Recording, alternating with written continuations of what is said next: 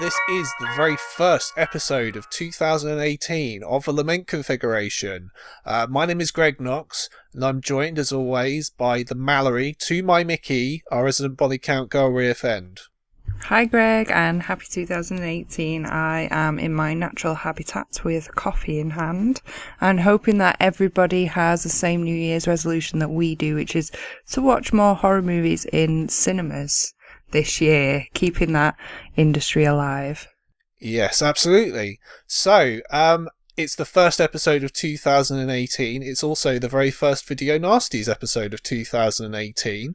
And because it's the first one, it's a very, very special one for us because we're going to cover probably the most well-known Video Nasty in terms of popularity of the film itself. But because it's a Video Nasty show, Ria, will you give us our usual warning? Yeah, I mean, we've been doing this podcast for one entire year now, and the warning hasn't changed. It has varied from time to time, including that Fear Factory intro that I did, but here's the usual warning. Warning, the following broadcast may contain spoilers, extreme language, violence, and topics considered graphic or adult, not for those of a sensitive disposition. Okay, so the theme of our show today is American supernatural horror films, of which the most well-known, by far, is dun dun dun, The Evil Dead. So, Ria, you have history reviewing this particular film, don't you? I do indeed, because the way that Greg and I met were through some mutual friends through Croydon Radio, as Greg used to have a show on Croydon Radio and he used to do guest appearances with one of our very good friends, Thomas Dennett Cook, of Reviews from the Outer Rim. And one of the first reviews that I did was Evil Dead with Tom. And it's been a long time since I have covered this, so I'm excited to do it again. It is an absolute classic and one of my favourite horror films, I think. Yeah, it's a nice change to review a film that's actually good for a change, really. Yeah. Yeah. So, of course, this is directed by Sam Raimi. Now, if you don't know who Sam Raimi is, why are you listening to this show, first of all? But second of all, he's directed, obviously, the first three Spider-Man films. He also directed Drag Me to Hell, which is quite fun. Quite enjoyed that one. And a slightly more less known Sam Raimi film is a film called A Simple Plan, which is like a crime film. It's sort of, I would say it's quite similar to Fargo. So that's another good one as well of his. So, Ria, for the, well, if anyone doesn't know what the synopsis of Evil Dead is, let them know. Well, you know, here's in a nutshell, very short summary. 5 friends travel to a cabin in the woods where they unknowingly release flesh-possessing demons. So it is a possession film, and it is in a cabin in the woods. Yeah, now it's quite interesting that you say that, because, I mean, the best way to describe it is that it's a cabin in the woods film, but, I mean, that didn't really exist at this point, did it? So how would you describe it other than a cabin in the woods film? I mean, it is like the ultimate cabin in the woods film. It probably, Cabin in the Woods, the later film, wouldn't have been here had it not been for Evil Dead, I would say.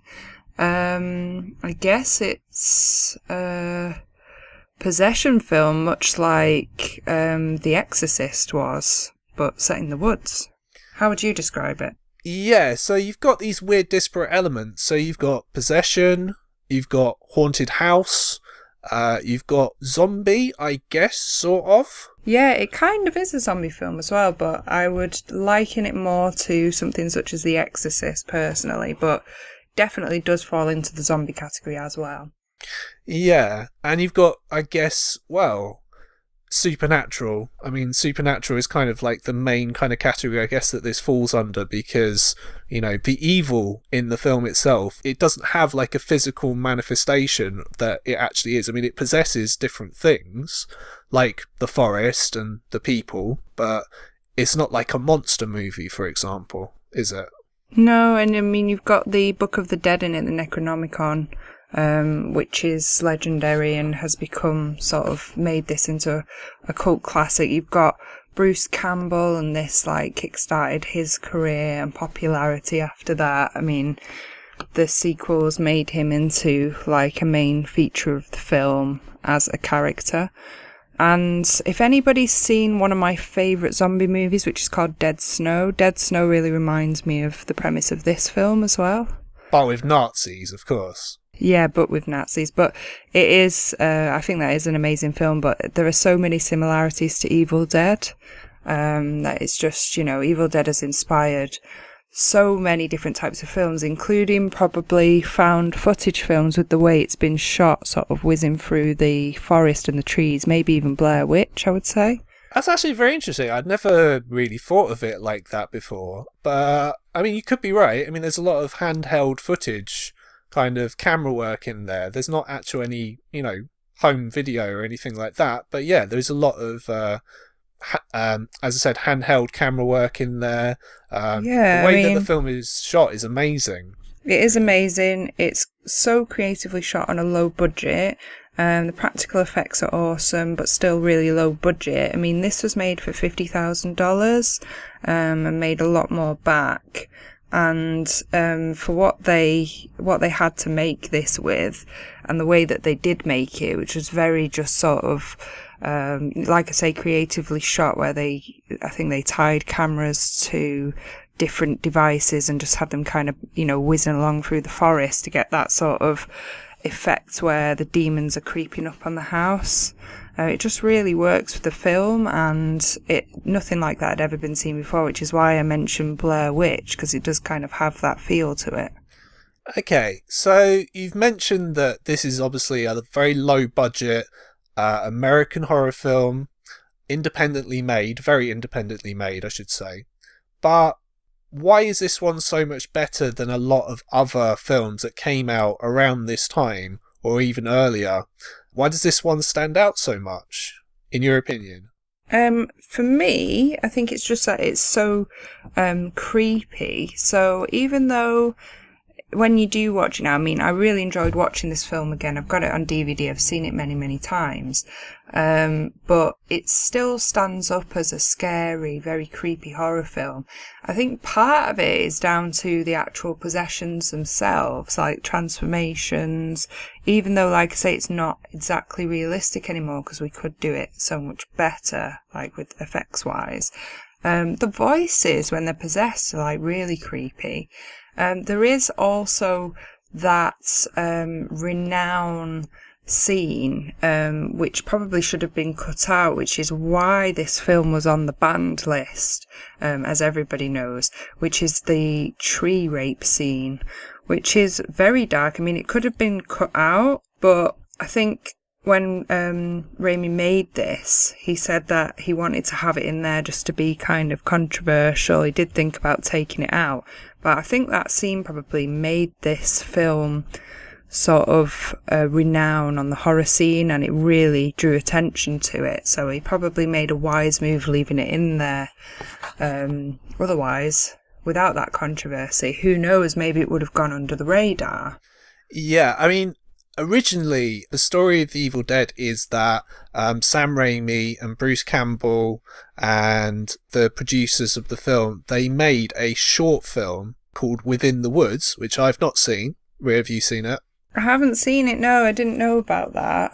I have read many sort of descriptions of what Raimi was thinking at the time, but I didn't know about the short film beforehand. Okay, so he made Within the Woods. It was like a 30-minute sort of shorter version of what would become The Evil Dead. It's got Bruce Campbell in it. It's also got Ellen Sandweiss in it, playing sort of very similar characters. And I believe, I may be mistaken, but I believe a similar scene to that one, the tree rape scene that you referred to, is in that film.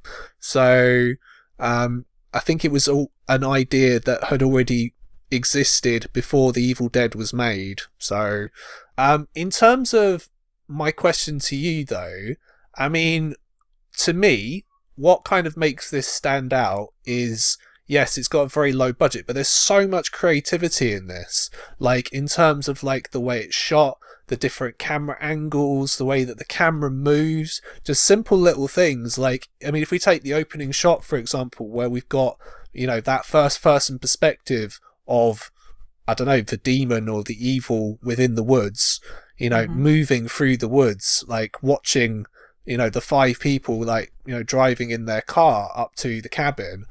And I've never seen anything like that in any other film. There's been no other films that I've seen that's used that kind of shot before. It's just unbelievable, really. It is. It's just ingenious. So yeah, I mean, this really did stand out. It's continued to influence films to this day. And it just, it looks like a lot of fun to make and completely different. I believe it was Stephen King that was really blown away the first time he saw this in 1982, and he wrote a glowing review of it in Twilight Zone magazine, and from there on, Raimi had the leg up that he needed, so to speak. I mean, when you get kudos from Stephen King for your film, I guess it's all go from there. Yeah, definitely. I would say that had a lot to do with it, absolutely.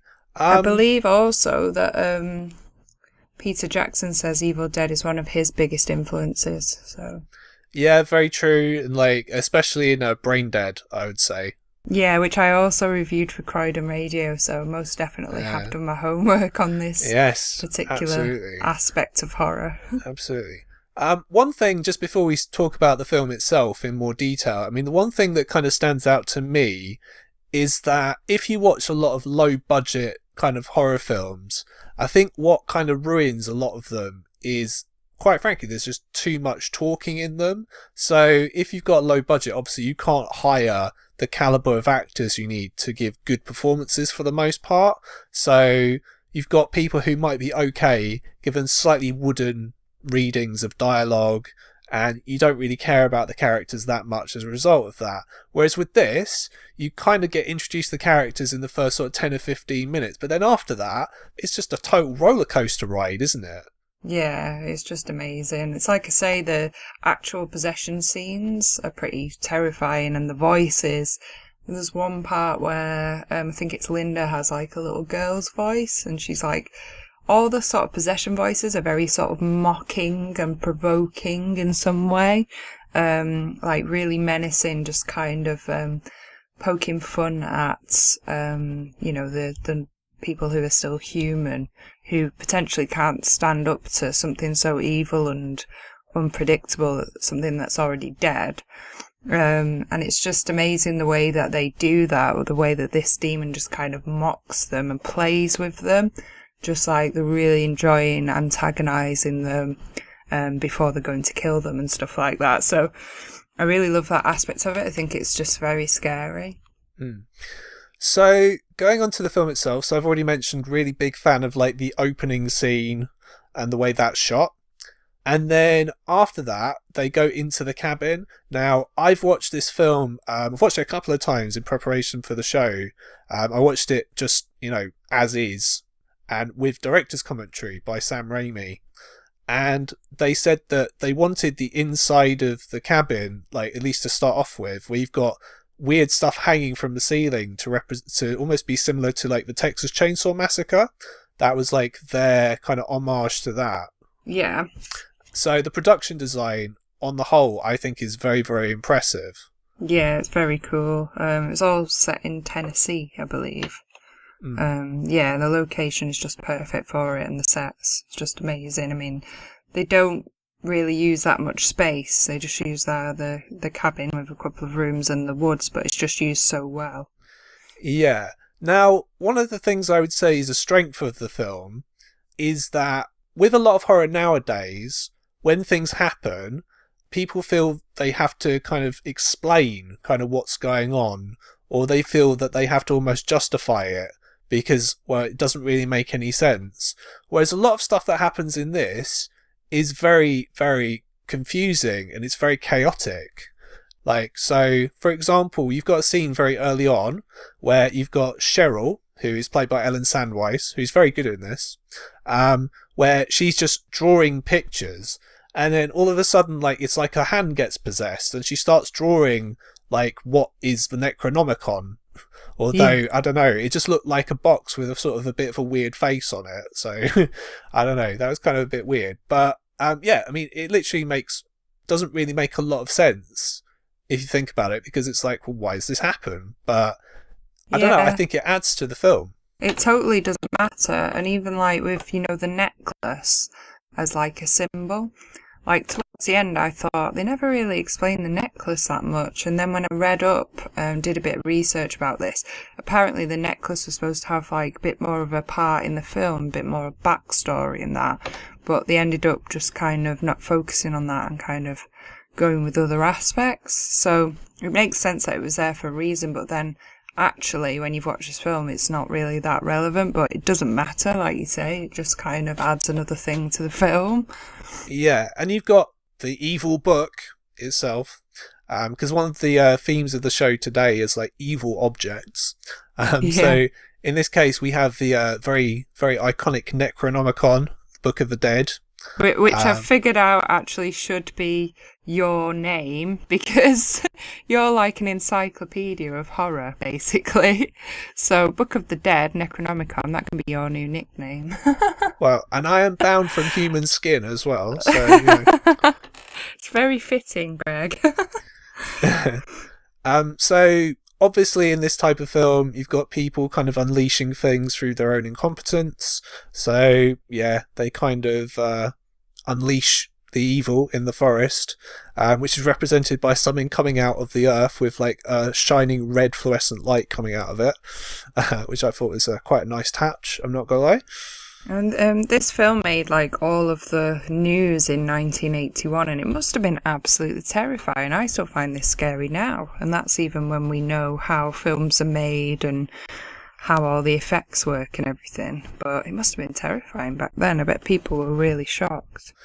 Yes, and speaking of shocking, you've already kind of mentioned it. So what happens really next after that is, as you mentioned, probably the most infamous scene in the whole film, which is the tree rape. So, yeah, Ria, what were your thoughts on that? It is really shocking. I remember the first time I watched this film, just thinking, no, that can't be where this is going, because it's just really bizarre, because it is a demon, like, kind of animating the tree. So really it is an evil force. So it's as if it could be like, a possessed or humanized demon. So if it was something that was more of a monster figure or a human figure, I think they wouldn't have got away with it in this film. But because it's just tree branches, so it's a living object, but it's not something that would normally be able to do that. It seems like they can kind of get away with putting it in this film in that way, and I was really in disbelief the first time I saw it, because I was like, well, surely that can't be what they're trying to portray in this film, but it totally is. And after you realise that there's no other which way that that's going, it is shocking, but at the same time it is very creative. Like you say, it's different. It's not really that graphic, because it's like you say, it's not like a human form of that. So it's like just about crossing the boundaries without going too far, I would say, but it's still shocking. Do you remember the first time that you saw that scene and what you thought about it? Oh god, this must have been years ago. Yeah, so I'm quite old, everyone. So just to, I don't know, I can't even really remember what it was, but I heard about the film before I saw it, so I was aware that there was a scene where that happened, but it is very, very eerie even now, because, and this is another great thing about the film, is the sound design. So that's both the score and the use of sound itself. It just works really well, and you've got, I think they use a lot of reverse shots where you've got the branches kind of grabbing her arms and her legs and things like that, and then you've got the very phallic branch going in between her legs and stuff like that. Now, I didn't really know why it was going on the first time I saw it, and I was like, well, are they doing it just to do it?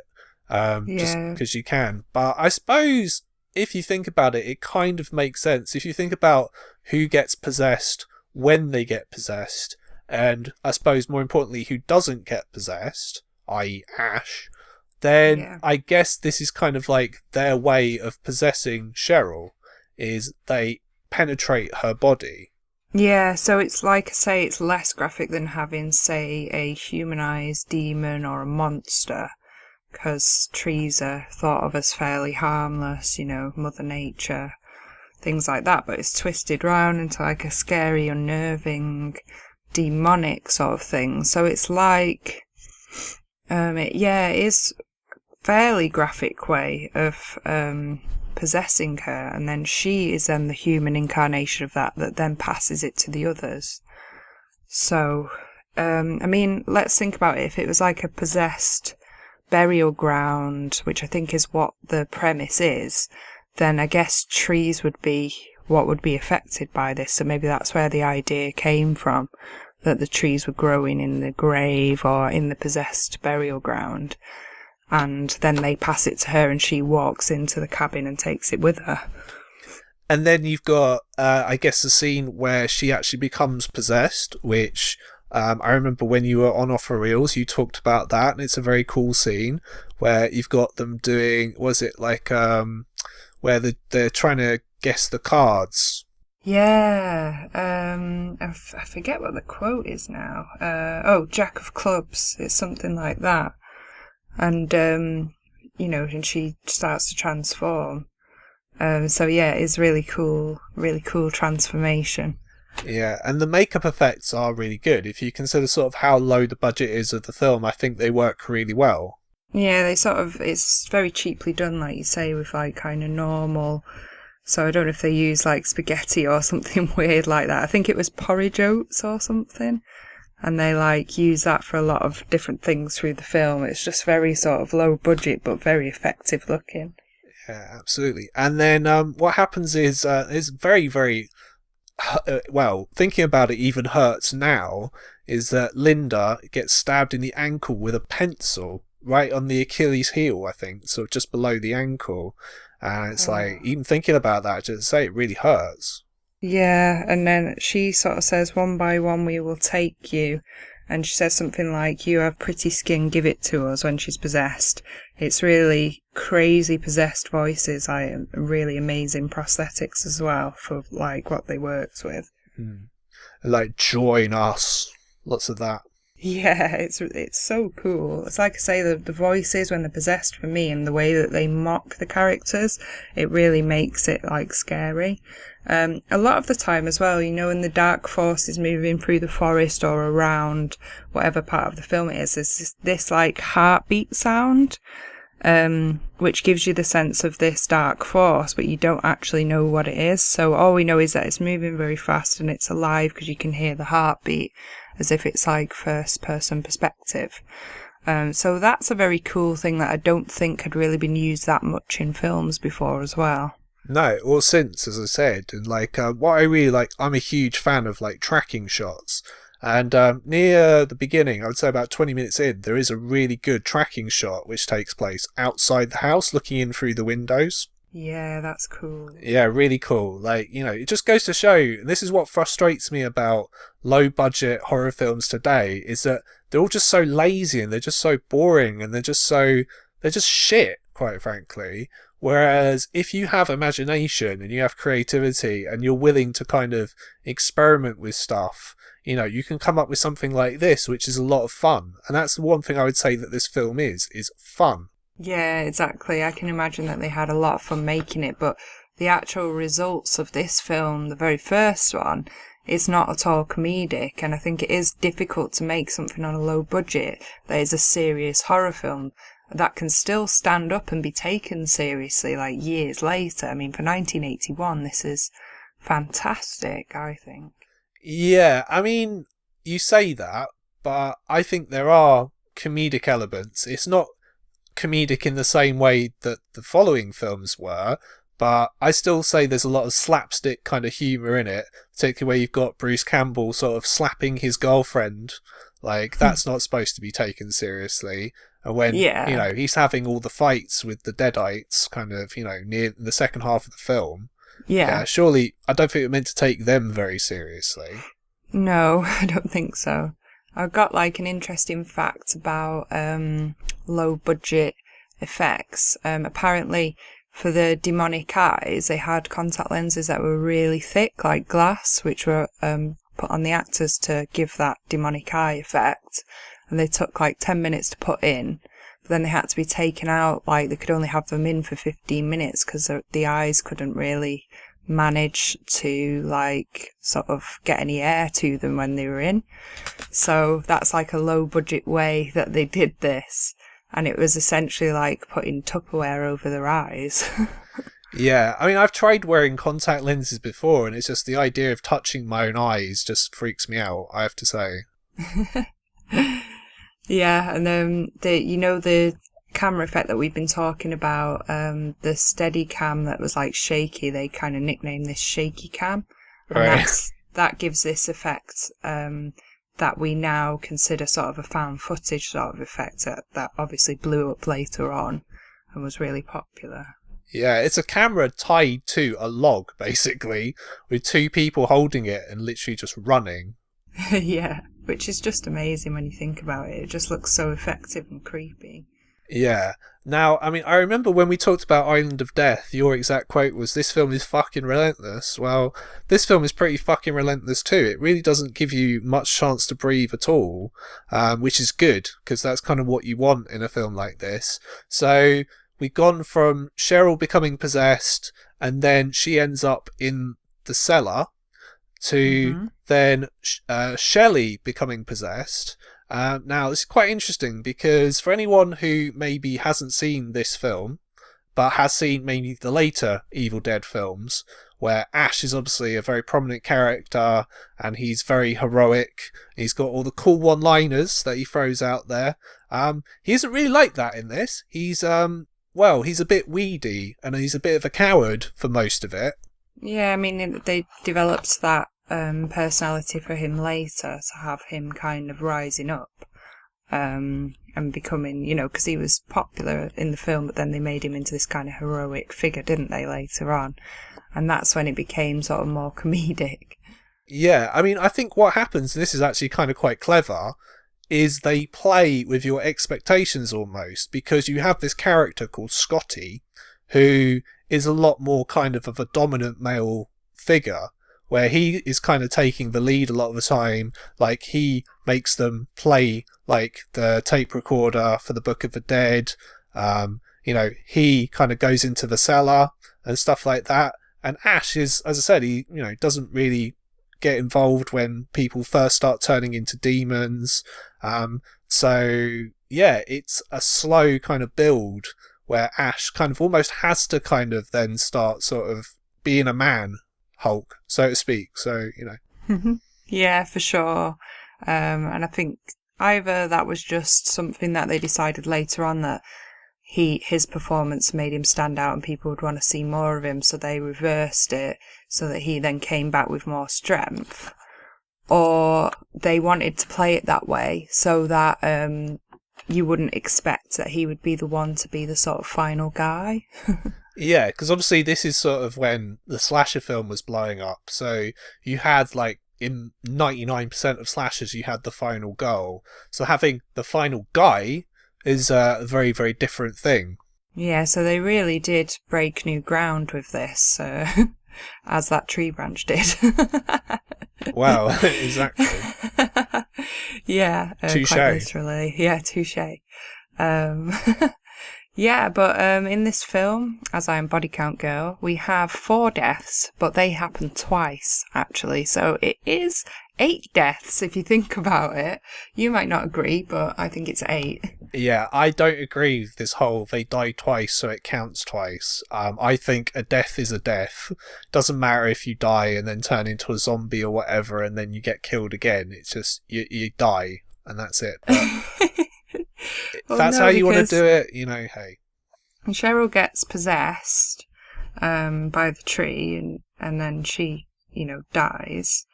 And then Shelley gets possessed, and then she comes back, and then she gets chopped up with like an axe. So that's 3. Because if you think about it, Cheryl is alive, then gets possessed, so she's dead and put in the cellar.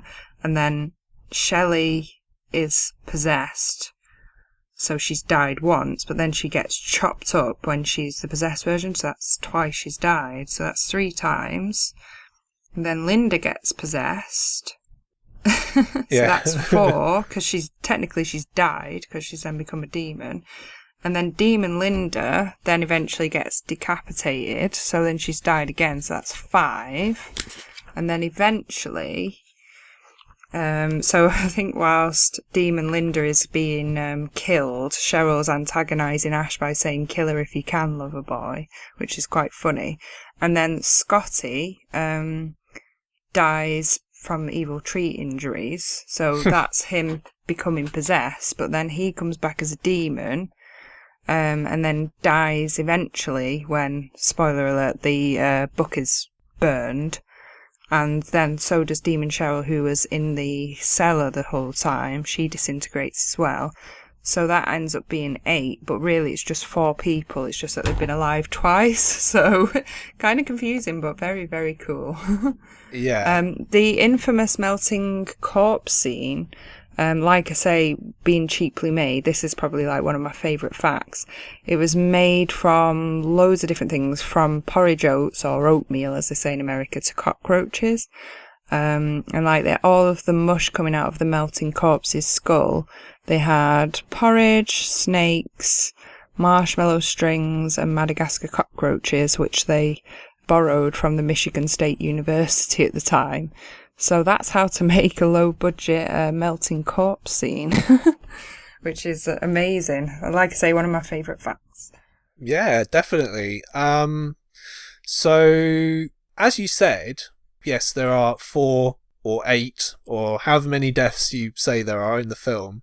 But the deaths aren't really sort of the centre point of the film itself. It's more about kind of what happens to the different characters when they become possessed, when they have to be killed, things like that. So, yeah, I think, and also, I mean, I do love like the whole full body dismemberment thing. That's the only way that you can kill them. Yeah, it's amazing. I mean, at one point, Ash does pick up the infamous chainsaw, which later becomes so relevant in the sequels.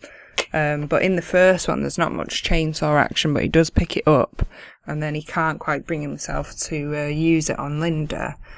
But, that idea is kind of planted in there, and then this as a franchise is just so famous, so well loved, and of course we've got the new TV series Ash vs Evil Dead, which is very popular and very awesome, and then the remake of Evil Dead, which was a few years back, which I personally thought was awesome. I know some die-hard Evil Dead fans hate it, but I do actually like seeing that, and it gives a whole different angle on Evil Dead, and for me it's very scary, but I know some people hate it because it's not really like the original. But yeah, so much has come out of this very first film, and kudos to Sam Raimi because he worked very hard on this, and he deserved it, in my opinion. Yeah, absolutely. And yeah, as I said, he's become very, very famous as a result of that, just from this and Evil Dead 2 mainly, I would say. It's interesting because on the next show, we're actually going to discuss the remaining Evil Dead films that we haven't talked about yet. So that's Evil Dead 2, Army of Darkness, and the remake. So I won't go into too much kind of detail about them at this point. I'm going to talk about them on a future show. So yeah, but however, what I'll say, and I kind of don't want to spoil this, but I feel like I have to, is of the different Evil Dead films, I say this is my favourite one. Now, I know other people say the second one. In fact, a lot of people say that the second one is better, and that's fine. However, I mean, I get that obviously this one has a lower budget. Some of it is probably a bit creaky nowadays, and stuff like the big scene at the end where the 2 remaining Deadites, they start to disintegrate, and it's done through claymation, which reminds me of Trapdoor, for anyone who's familiar with Trapdoor. I used to love Trapdoor. But I've actually got that on DVD as well. Love it. Yeah, I love it. I love the fact that everyone in Trapdoor talks like that. Like they're from the country and they've got a tractor. Yeah, so no, it reminded me of Trapdoor mainly because it just would. But even then, yes, it Same probably, sort of yeah, era, probably. yeah, yeah. So even though, I'm gonna check when Trapdoor was made because it's like probably been made in like studios parallel at the same time. oh yeah, it'd be funny if it was happening like literally round the corner. I know it wasn't at all, but yeah, that'd be quite amusing. 1984 for Trapdoor, Wow, I think. there you go. So Maybe they were not too inspired by far this. apart. Maybe they wanted to make a safer version for kids of Evil Dead, and that's how Trapdoor was born. Amazing. I don't know if it's that much safer for kids. It's like, I'm sure there's stuff in there. I haven't seen Trapdoor for years, but like, I'm sure there's stuff in there that is probably very, very risque that when you were like 6, you probably wouldn't get. That if you're an adult, you're like, wow, this is no way suitable for children. What are you talking about? Well, let's face it, they've both got a trapdoor in with something down there that you don't want to see. And they've definitely both got like sort of dead skeletons in it because there's that character called Boney, which is his best friend. Yeah. Oh dear. Amazing. Yeah. This discussion of the Evil Dead has turned into a discussion of Trapdoor. Yeah. So cool. But yeah, going back to the Evil Dead, like, I really like the scene where, you know, it goes very, you know, claymation and the bodies start decomposing. It's like, yeah, obviously you could do it better nowadays with CGI, of course. But I don't know, there's like a certain charm to it, I think. Oh yeah, for sure. I mean, this film never really needed to be remade, but like I say, with the scope of special effects and possession films now, it was effectively remade, but pretty much completely differently, actually. And still terrifying and still brings something to the plot and the story. So if you view them as like two completely different films with like sort of semi-similar plot, I think they're both quite valuable. It's just that the first one had so much impact because it was all new back then. So, well, if you want to know my thoughts on the remake, listen to the next show. That's all I'll say. So just before I wrap up the review, couple of scenes, really quick things that I really like because I'm in awe of the camera work in this film because it's so good.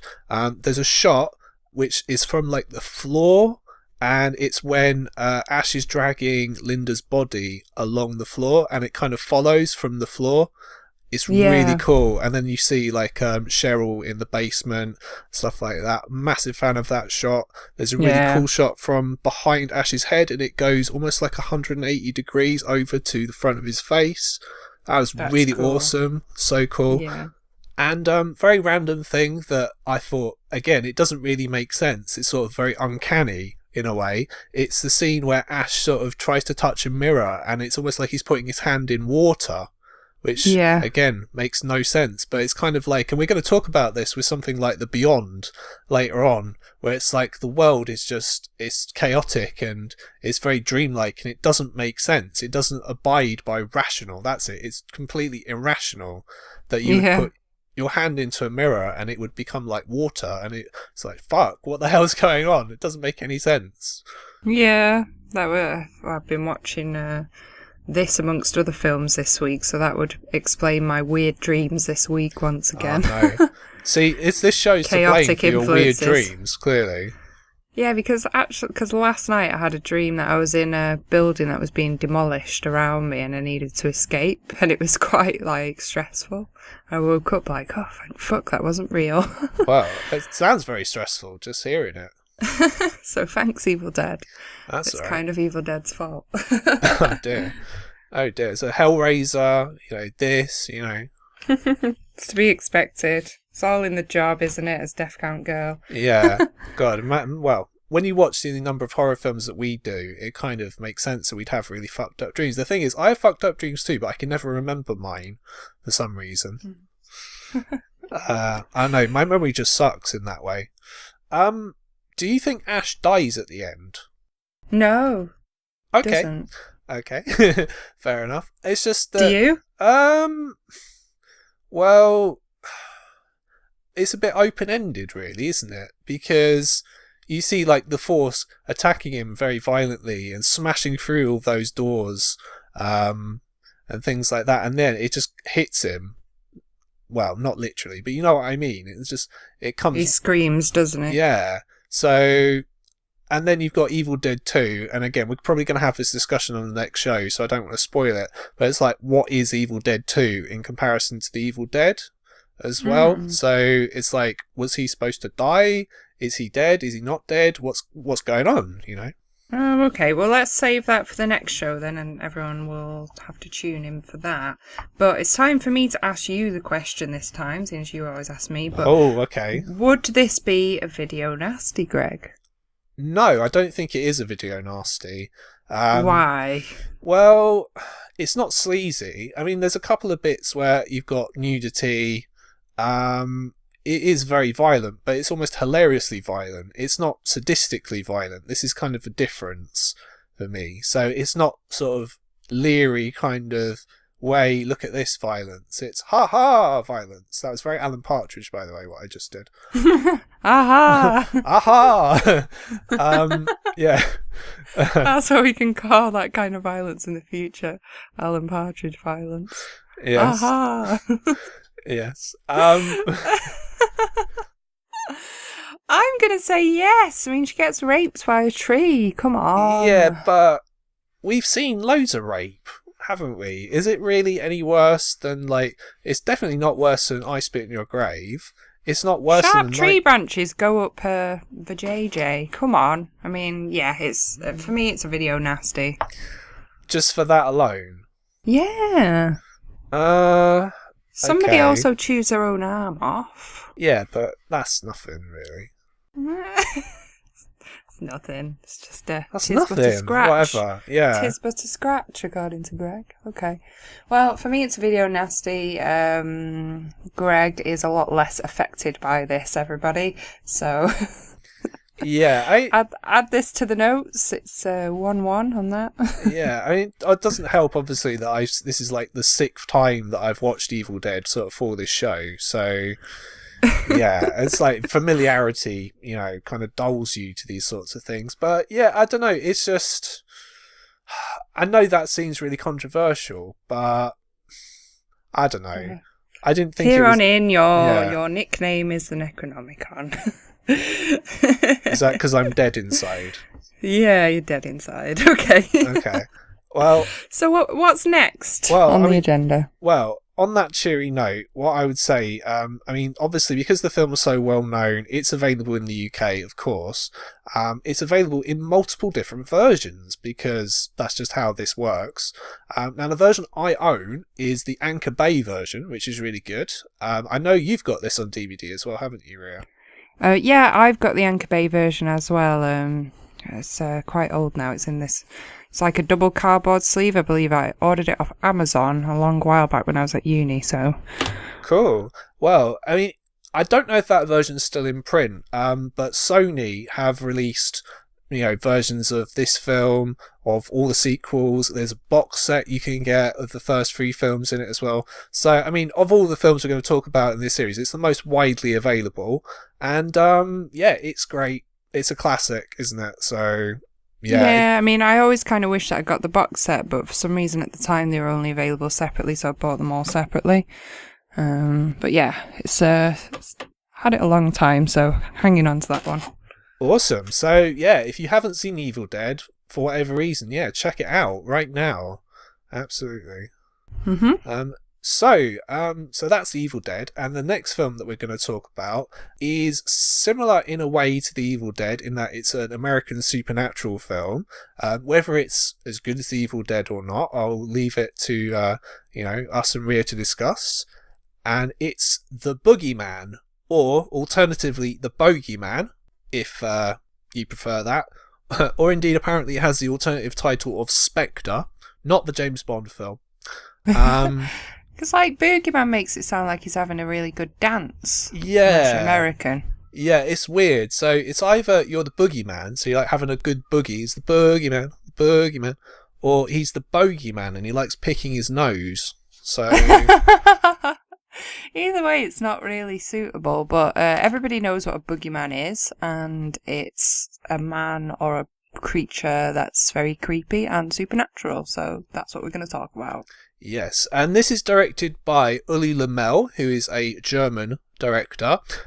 His most famous film is not actually this. It's a film called Tenderness of Wolves, which I've not seen, but has been re-released by Arrow and actually played Fright Fest a few years ago.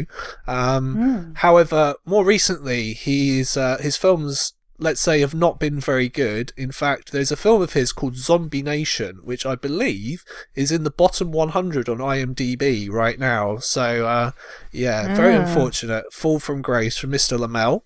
When was that out? Is that like this year? 2005, I believe.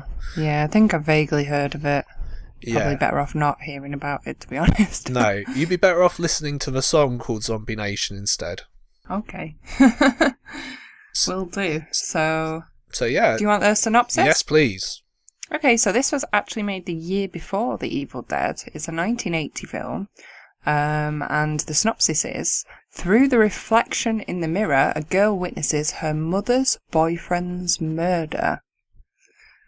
Essentially, what I've realised is that this is not the best film. It does have 4.5 on IMDb somehow. I guess it's kind of quirky and silly and likeable in a way, but essentially a lot of the deaths in these films that we're going to talk about now are through general household objects. Yeah. Trying to make them scary, which can and can't work at the same time, because it's not really that scary. They're just common household implements. Yeah. Now, similarly to how I started the Evil Dead review, how do you categorise this film? Because there's two different kind of ways you can categorise this, and I'm curious as to which one you're going to choose. Okay, well, the thing that struck me about this film is that it's very Amityville style. So it's kind of like, I say, possessed household implements.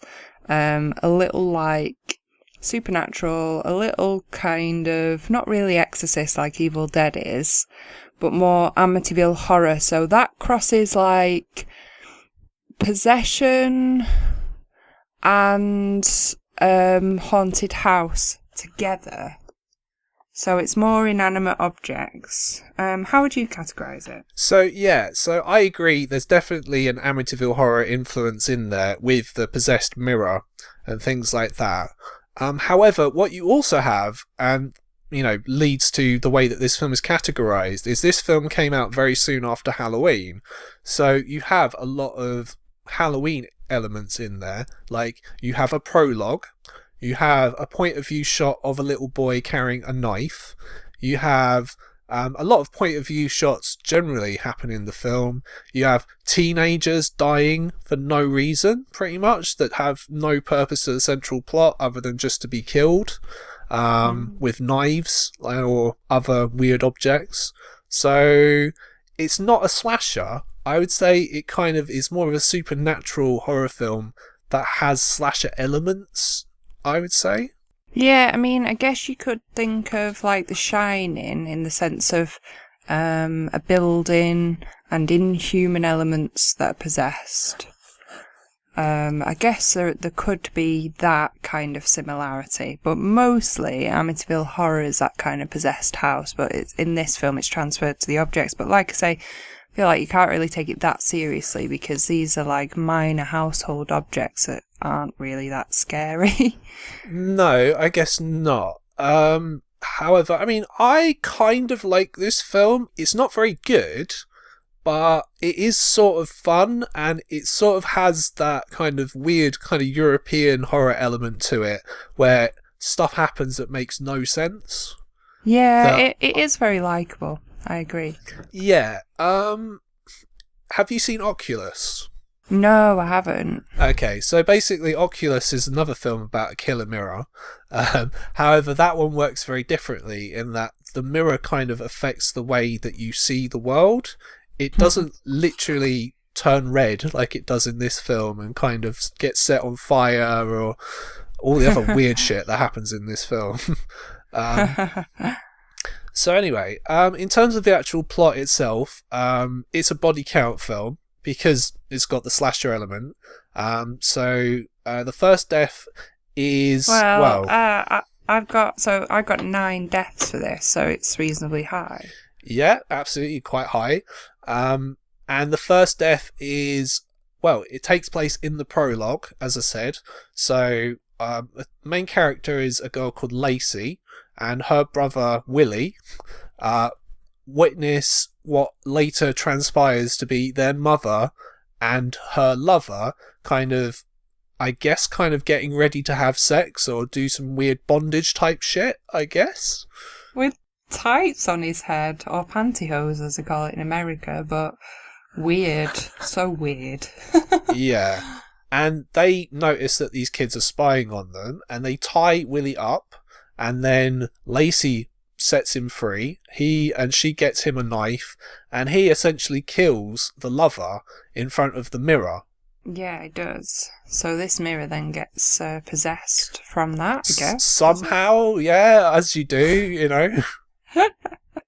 Tenuous link there. Yeah, I say this film, again, similar to The Evil Dead, there's a lot of stuff which is very irrational that happens in this, which is very Euro horror. So yeah, you know, the fact you've got a mirror where if you kill someone in front of it, sort of, I don't know if it's the spirit of the dead boyfriend now is in the mirror, or evil is in the mirror just generally, or yeah. I don't know. It's so fucking weird.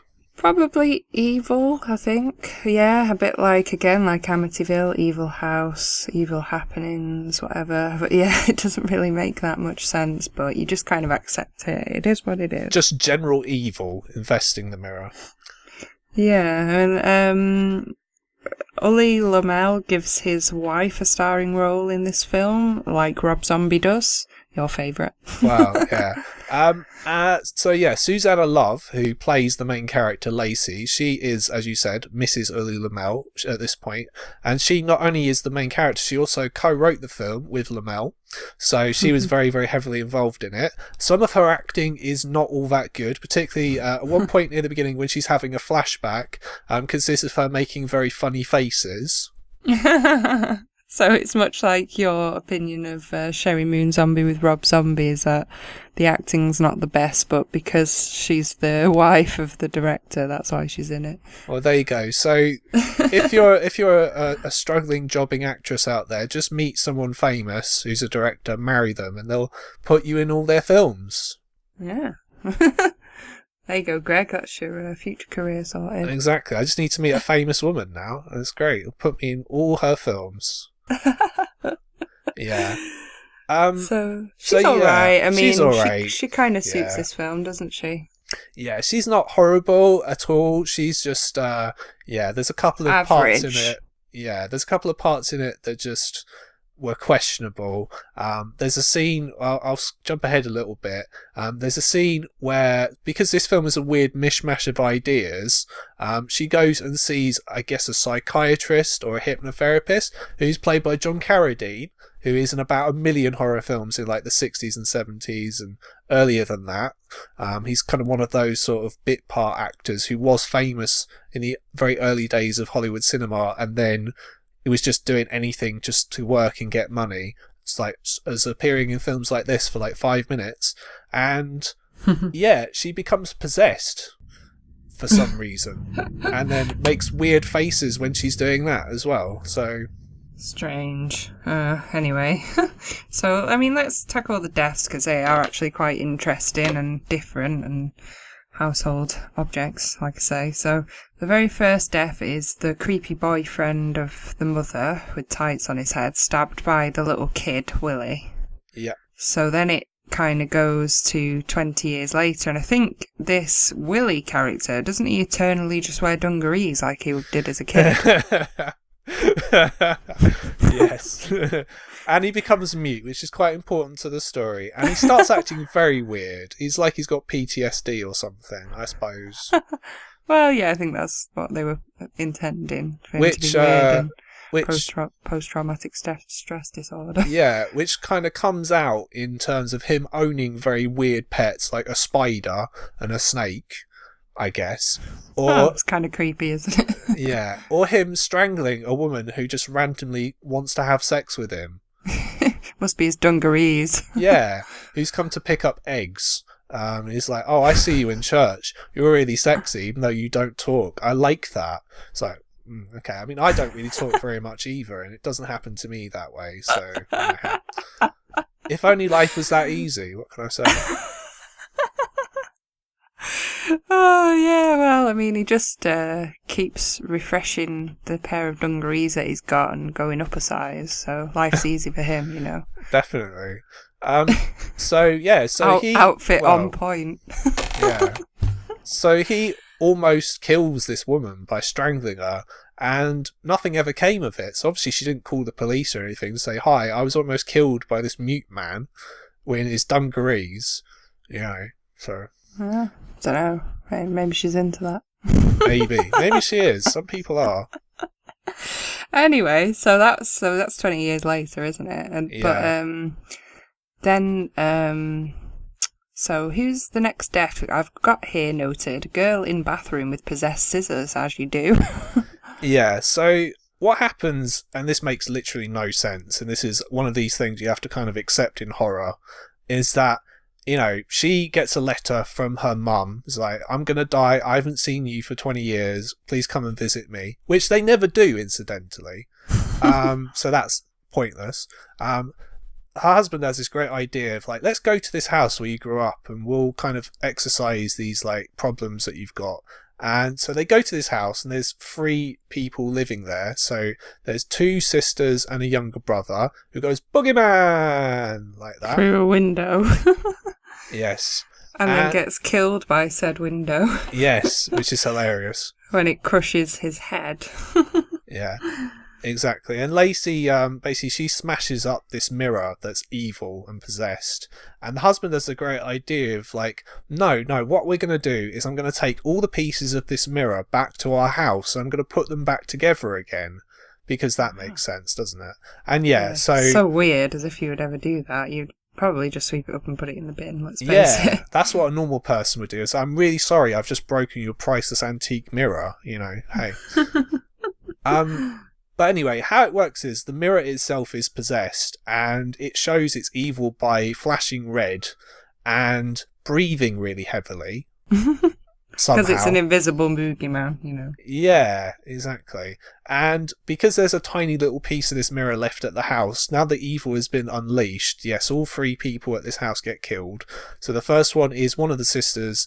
She stabs herself in the neck with a pair of scissors. Mm-hmm.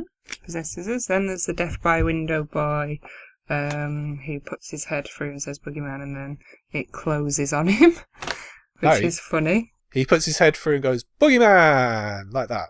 Yeah, and then it closes and crushes him, so good riddance to that guy.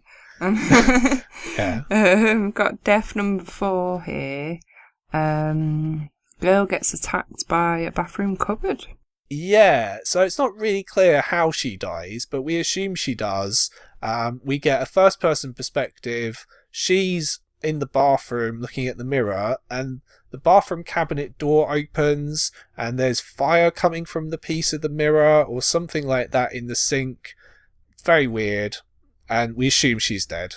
Yeah, doesn't really show you her dying, so it's not clear. But yeah, we assume she died. And then there's a late scene in a car where there's a guy called Andy and he ends up getting kind of stabbed in the mouth. Yeah, so this is what I was talking about in like how this is similar to a slasher film in that they introduce 4 teenagers. I use the word teenagers in inverted commas because they're clearly not teenagers, but the characters are teenagers. The actors look as if they're probably in their mid-20s. But, yeah. And yeah, 2 of them die in a car. Somehow. So his girlfriend joins him to see what he's doing in the car, and then she sort of leans over and then goes to kiss him and kind of falls onto the knife which is protruding from his mouth, so they both die that way. Yeah, which is kind of silly, I'm not gonna lie, because like, how could you not see a giant knife sticking out the back of someone's head? Really? Yeah, and it just kind of looks like they're kissing in the car, so everyone else is like unaware, so it's pretty silly.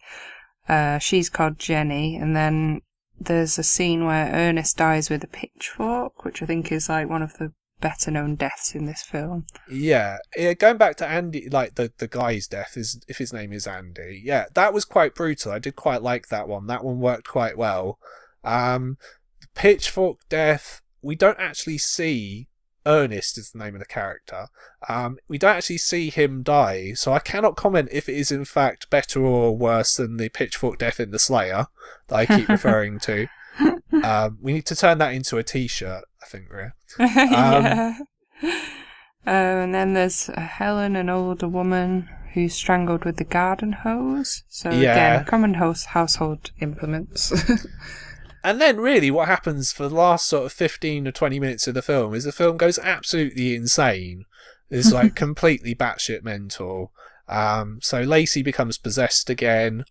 This is where like the film becomes very similar to The Exorcist, because basically there's a reverend, because they go to church very near the start of the film. They call a reverend, and somehow because he's a reverend, he can perform exorcisms or remove possessed sort of spirits from people's bodies. I guess that's kind of part of your training when you join the priesthood, I guess. Yeah. And then, he comes over and they have some kind of weird sort of supernatural battle where he kind of just generally sticks a crucifix up every now and again to try and fight this demon. You've got this down. You could do that job. Yeah, it looks quite easy, actually. I'm not going to lie. My notes on this scene is cheesy but okay, low budget. Cheesy but okay. Yeah, that damning the faint praise there. It's kind of cheesy, but I don't know. I've got Carpenter-style music like Halloween 3 noted. Yeah, I thought the music was alright. It kind of reminded me of Tubular Bells. Like, it's a bit of a rip-off of that, which again ties into the whole Exorcist theme. But yeah, it was alright. Yeah, totally agree on the Exorcist theme sort of thing. Maybe Poltergeist as well a bit. I don't know. Yeah, although Poltergeist would be after this. Yeah. Well, yeah, I think it's like Poltergeist is 2 years later, so. Yeah. Bunch of random stuff happens, like the husband's eyes start bleeding at one point. Lacey starts levitating. Stuff starts happening, and they throw the mirror down a well. Yeah, it's just all very bizarre. Yeah, and then that shard of mirror keeps popping up every now and again in ridiculous places, like on the bottom of someone's shoe, like it would just be stuck there and still intact after they've walked around. Yeah. Yeah, it's just like the reverend/priest at the end, he gets stabbed by many implements and dies, so he's death number 9. So it's quite action-packed, but like I say, it's fairly cheesy film, but likeable. Yeah, I'd say so. It's sort of a bit unsure as to what it is. Narrative's a bit padded out, like with various scenes that probably don't really need to be there, don't add anything to the central story. It's not boring. I've got to say that. It's at least all this weird stuff happens enough to keep it sort of watchable. It's not very long. It's only about 80 minutes, which is the best length for these kind of films. I thought it was quite fun. I thought it was an enjoyable piece of hokum, I would say. Hokum, I like that word. I mean, I've got very little more to say on this. It's alright. I'm glad that I watched it. I wouldn't have watched it if it hadn't been for the show, to be fair. I had kind of heard of it, because there was another film, like, fairly modern one, that was made under the same name. And I think it's nothing like that, but they just were inspired by the name, probably. So I'd heard of this, 1980 version, and had intended on watching it, but hadn't got round to it, so I'm kind of glad that I've seen it now, just for historical purposes. For me, not a video nasty. What do you think? Well, first of all, I'm glad that the show is at least making you watch these films, whether or not that's a good thing for like your overall kind of film knowledge or not. Who's to say, really? Research, Greg. It's research. It's all research, exactly. Not video nasty at all. I'm not sure why this was on the list. Might be for the fact that you've got some quite violent deaths. The one with the scissors is quite violent. The one with the knife through the back of the head is quite violent. So, but I think possibly like the first sort of 10-15 minutes of the film might have made them ban it, just with the kind of sexual element of the boyfriend of the mum and the kid walking in with him with the tights on his head and then stabbing him. Like, that's quite sinister as sort of a main part of the plot. So even if somebody just watched the first 15 minutes and then they knew there was a lot of death in this film, it's just like they would have announced it banned from that back then, probably. Just, pigeonholed it with everything else. But it's actually not very offensive. No. When you watch it all. No, it really isn't. And it is available right now from 88 Films on DVD. So if you like the sound of this, you want to see it, good quality version, that's the way to go, I would say. If you want to just, watch something with your mates where you want to just get drunk, have a good time. It's not a shit film. It's pretty good. Not amazing, but if you want to have a good time, hey, it's good for that, I would say. Yeah, I don't own this on DVD. I'm probably never going to watch this again. There you go. But you saw it, haven't you, for the show, and it adds to your overall experience on the Earth, so hey. Indeed. Now, so that's the Boogeyman. Now, interestingly, this was followed up by a film called Revenge of the Boogeyman, or Revenge of the Bogeyman, or Boogeyman 2, or indeed Boogeyman 2, depending on what you want to call this, what your preference is. And interestingly, this is the only example of a sequel to an original, both being on the Video Nasties list. So, yeah. What to say about this one? Well, Ria, can you give us a synopsis first of all? I can indeed. So, Revenge of the Boogeyman, or Boogeyman 2, is a 1983 film. So, 3 years apart. And the synopsis: Lacey travels to Hollywood to the home of a film director, where she brings along the last surviving haunted mirror shard from the end of the first movie as proof to her horrifying experiences. So she's trying to make it as an actress, and Ulli Lommel is actually in this as the creepy Hollywood director, which is so weird. And I would say about 2/3 of this film is flashback to the first film and incredibly lazy. So if you watch this film, essentially you're watching the first and the second film together, which is rather disappointing. Yeah, so have you ever seen this in a film before where it's literally recycled so much of the first film? Yeah, and didn't we review something else where we did see a lot of flashback? Yeah. I mean, in like sort of Hellraiser, Hellbound Hellraiser 2, there was a lot of that.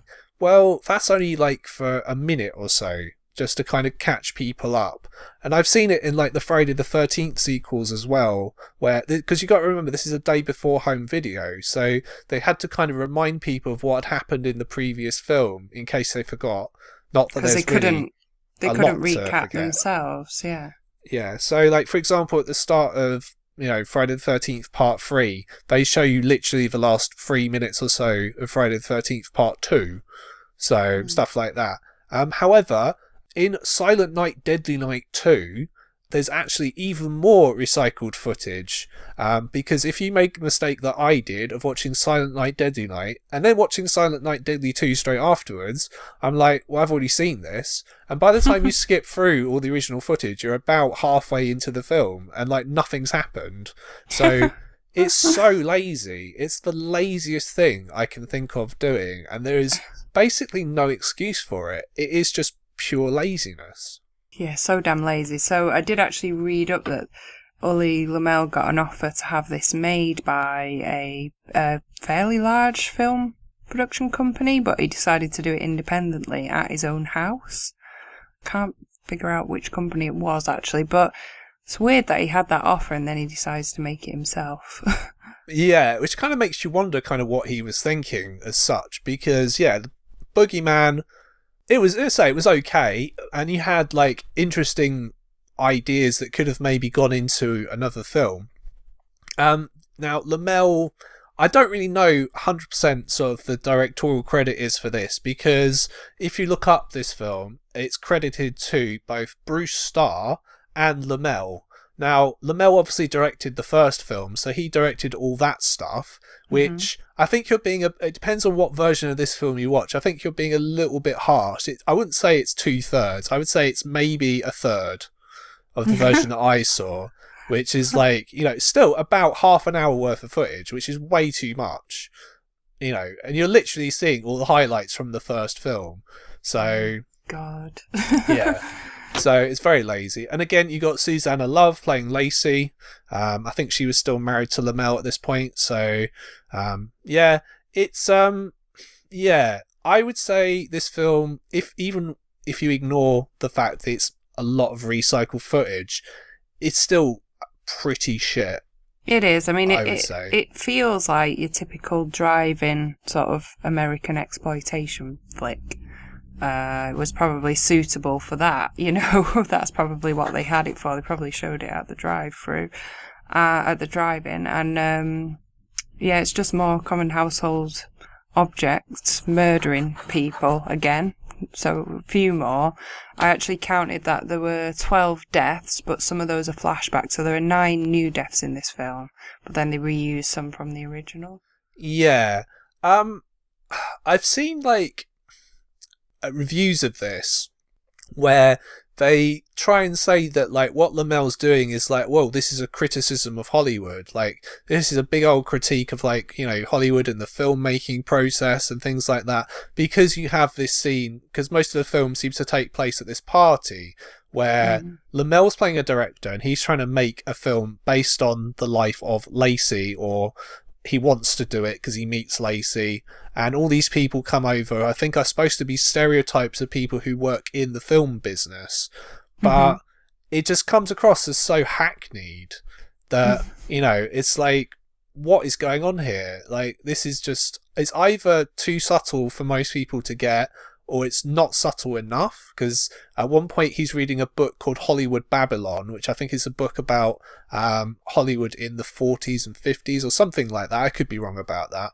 But yeah, and all these characters are so interchangeable. I didn't really know who any of them were. So when they were all dying, I was like, who was that again?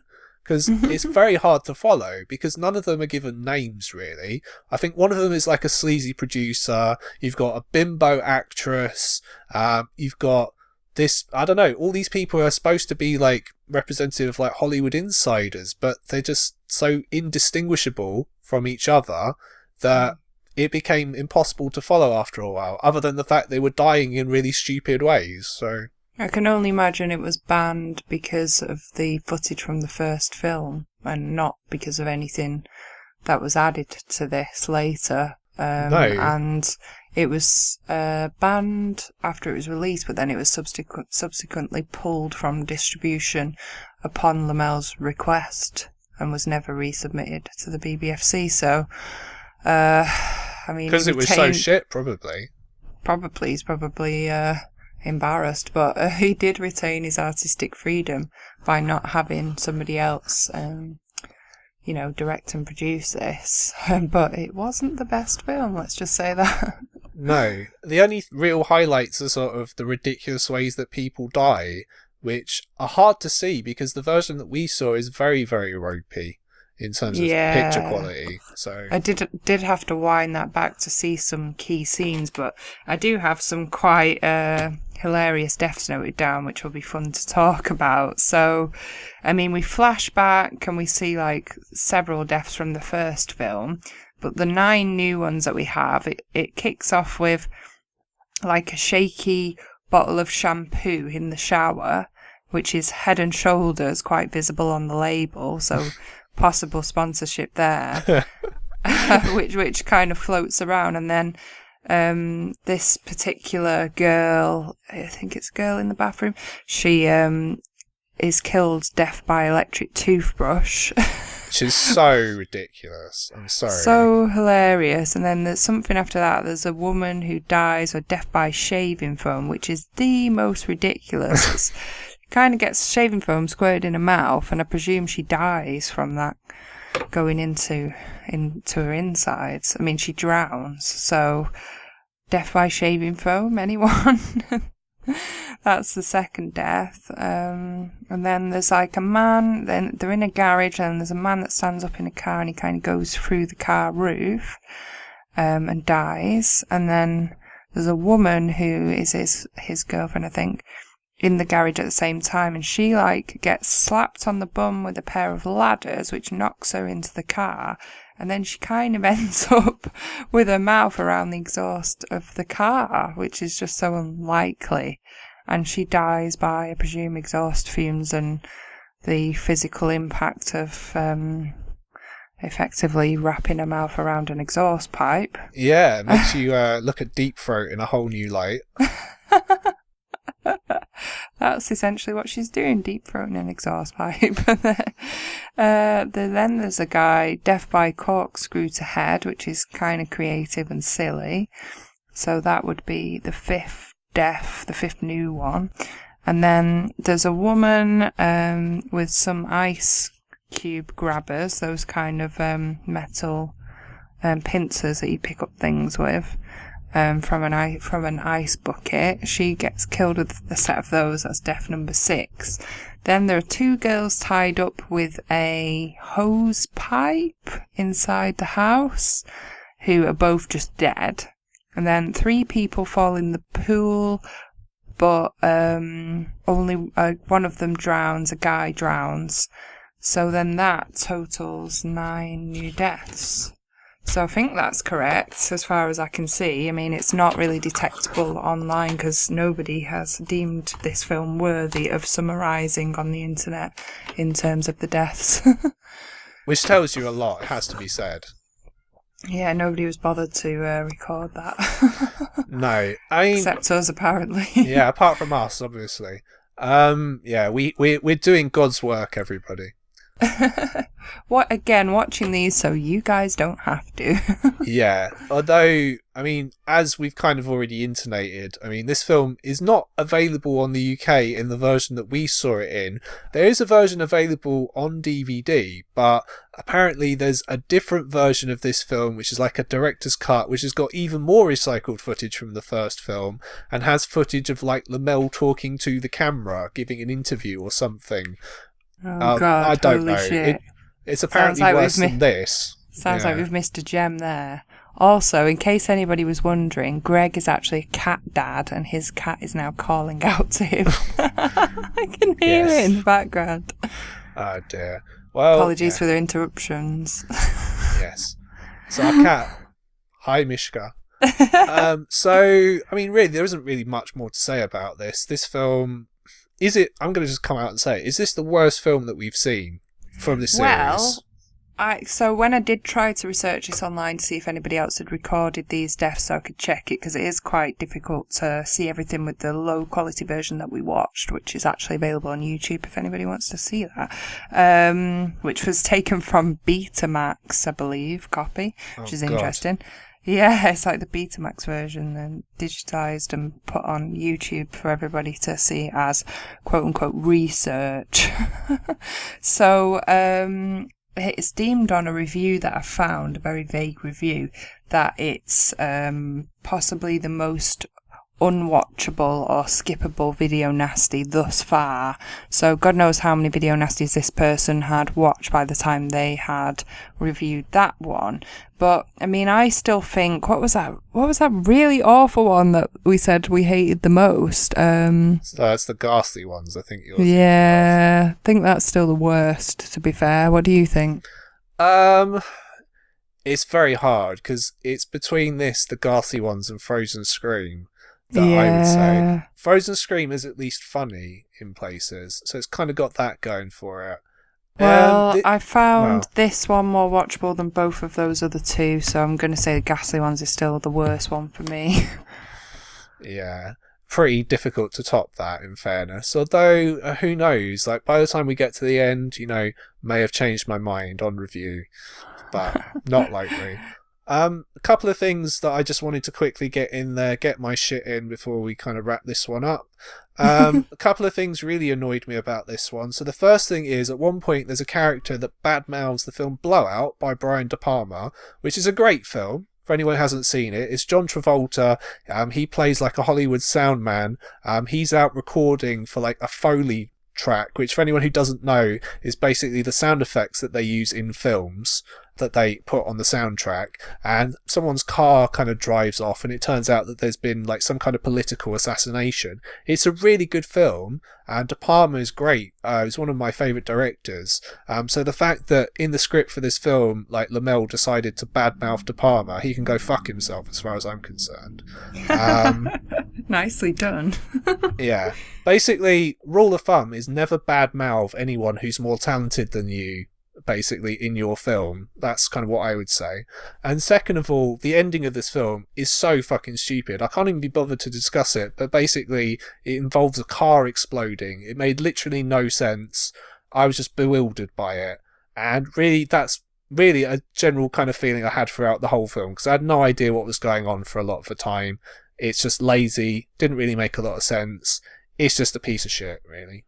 Yeah, it's one of the worst, and usually that piece of goddamn mirror ends up turning up either in someone's eye or on the bottom of someone's shoe, which would have consequently been cracked when walking on, but somehow it's still perfectly intact and gleaming in the sun, which is fairly irritating. Yeah, they could have done another sequel. You reckon? Well, hope not. They left it open for another sequel, but I don't think they did in the end, which is probably for the best. Have you seen that modern film, The Boogeyman? No, but I know what you're talking about, and it's kind of one of these things where, yeah, it's just called The Boogeyman, but it's not anything to do with the Lommel film at all. Doesn't look like it'd be the sort of thing I enjoy. I've made my feelings for the 2000s in terms of horror very well known on this show, so... Yeah. Looks fairly generic, 2005, so... possibly better than this film, which isn't difficult to do, but... No, oh well. I would assume it's better than this, but, you know, that's like saying that syphilis is better than gonorrhea, or, you know... Fair enough. I'm assuming that this is unanimous from both of us. This is not a video nasty. Fuck no. Indeed, not a video nasty. If the first one wasn't a video nasty, unless you're offended by people being killed by an electric toothbrush, or, you know, shaving foam, as you said. So, yeah. Not a video nasty. What a way to go. Exactly. Anyway. I hope to go in a similar way when it's my time. Oh, hell no. Okay. Yeah. So, probably no real point asking what our favourite film was on the show today. It was The Evil Dead, because it's great.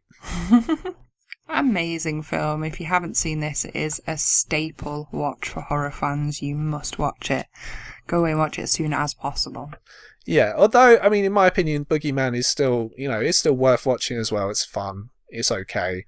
So that's been the show today. First one of 2018. I've had a lot of fun with this one. I hope you guys have as well. So this is the Lament configuration. You can find us on Facebook under that name. You can find us on Twitter at Lament Horror.